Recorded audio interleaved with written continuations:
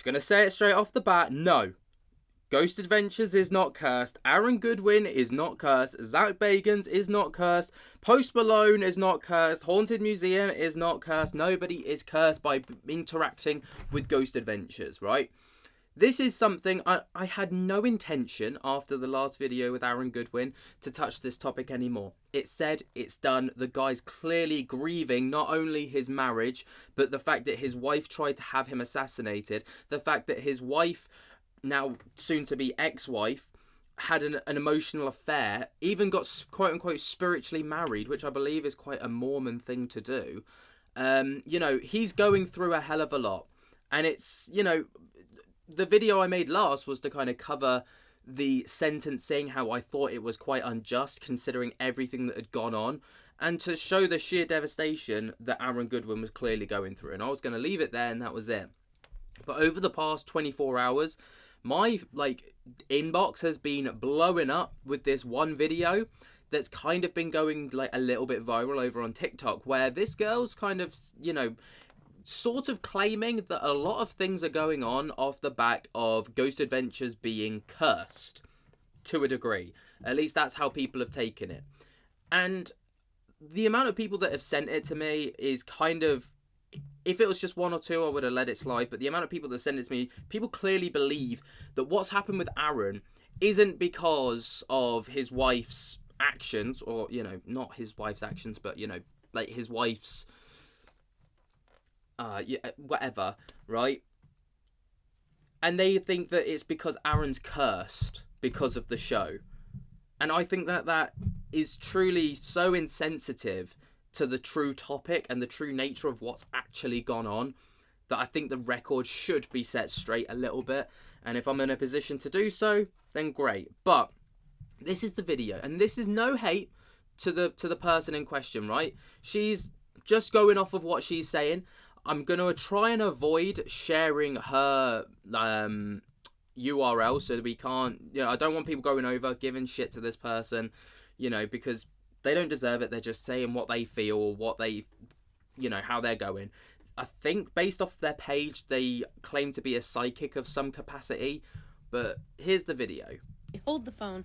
We need to talk about Ghost Adventures, this new episode. I don't know if it's come out yet, but remember how Aaron's wife tried to hire a hitman and everyone was like, oh, well, she's crazy. And I was like, well, hey, maybe she's possessed or something's going on. I just heard in the new episode, the bassist of Weezer and his wife are gonna be in the new episode, but she literally just had an issue with the police where she got shot by the police, and I still haven't seen any information on that. So where are they investigating that people are getting shot? There's so much bad luck surrounding this. There is some type of paranormal component. I don't care. I want to hear what you guys think. Now, I'm going to share what I think. Okay, and this is no hate to the creator. This is no hate to the people that believe the creator. Alright, at all. This is just me kind of stating how I feel about it. And I think a lot of people probably will share the sentiment that I've got. And once I've said this, I want to put Aaron Goodwin to bed. Wait, no, I don't want to put... I want to put the Aaron Goodwin situation to bed. So, no, I do not think for a second that this is down to bad luck. I do not think that this is down to the show being cursed. You take a look in the comments section of this video, right?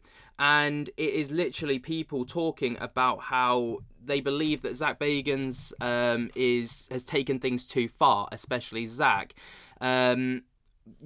Bulletproof Fest, they talk about how there's prayers and stuff like this that go on, and there's the Post Malone episode where there was stuff that went on after the Post Malone episode that happened to Post Malone himself.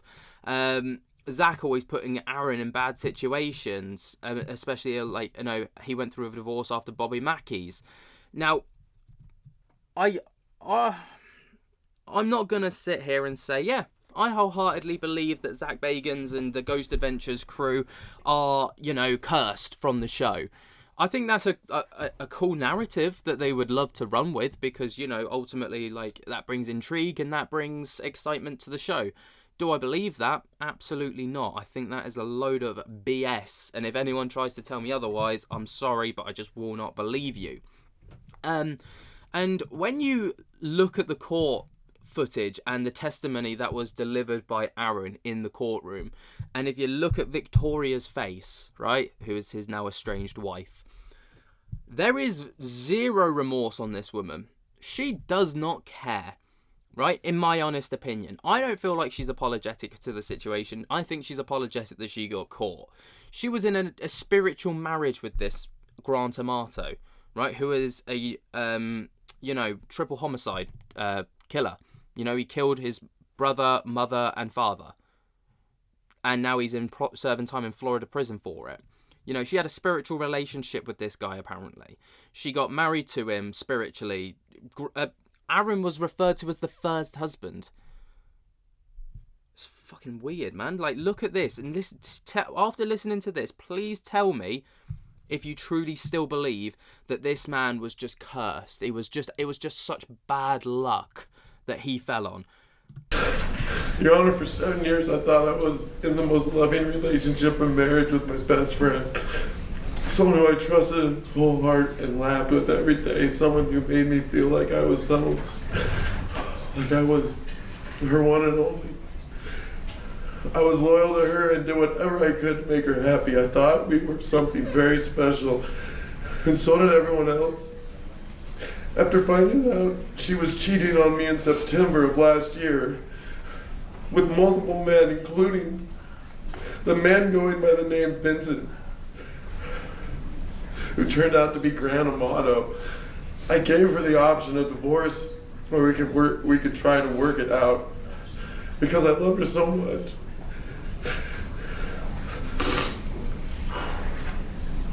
She felt so bad, and I didn't want to lose me. Every day she made me feel more special, and she was so sorry. At least that's what she told me. Now discovering she put a hit out to kill me more than once. Got blackmailed and spent almost all our savings to keep it quiet. And fell more in love with Amato. They even got spiritually married.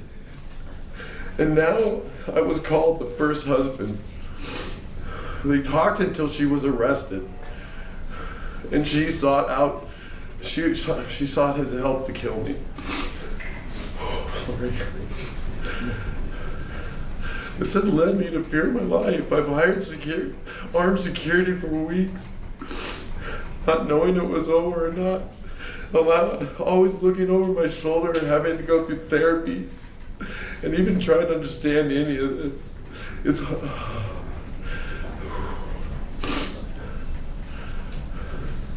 like a heartbreak no one should go through in life. I can't trust anything anymore. I cry every day. I feel so alone. She grew me into a person I never was. I will always wonder why. But worst of all, she lied to me every day.